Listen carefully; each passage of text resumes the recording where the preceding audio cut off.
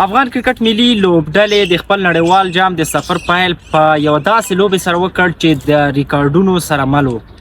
سلامونه او نیکې هیلې AFC افغانستان کرکټ اسوسییشن ته ښه راغلاست. نن سهار افغان کرکټ ملي لوبډلې د نړیوال جام په لړ کې د خپل لومړۍ رسمي لوبې پیل د یوګاندا لوبډلې خلاف واخیست.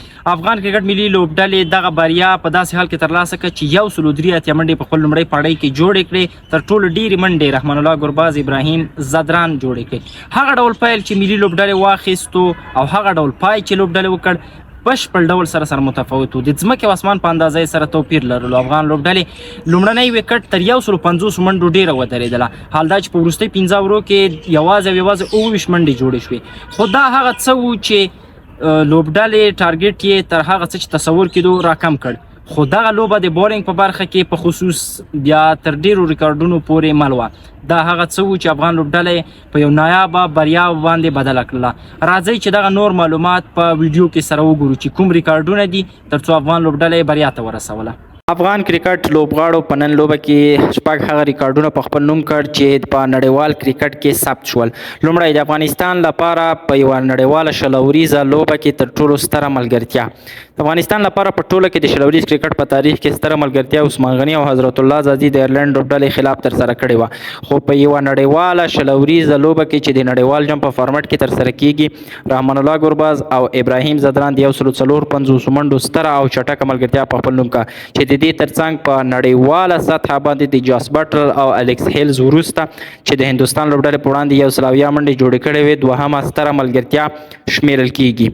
افغان تیز توپچونکی فضل حق فاروقي په سږ نړیوال جام کې لومړی لوبغاړی شو چې 15 وکټې په خپل نوم باندې ثبت کوي.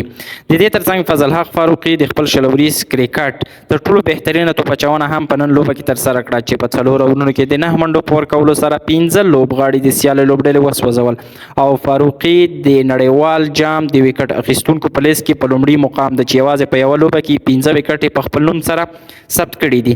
د دې ترڅنګ فضل حق فاروقي د افغانستان د شلوریز کرکټ دوهمه تر ټولو بهترینه توپچونه وکړله او د نړیوال جام په د لوبې په حیث باندې دا تر ټولو غوره توپچونه وه.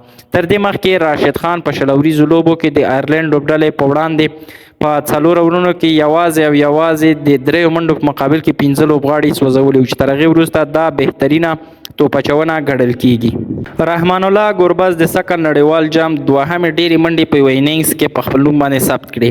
نوموړي په نن لوبه کې 6 منډې جوړې کړې چې تر امریکایي آرون جونز وروسته په سږ نړیوال جام کې تر ټولو ډېرې منډې دي.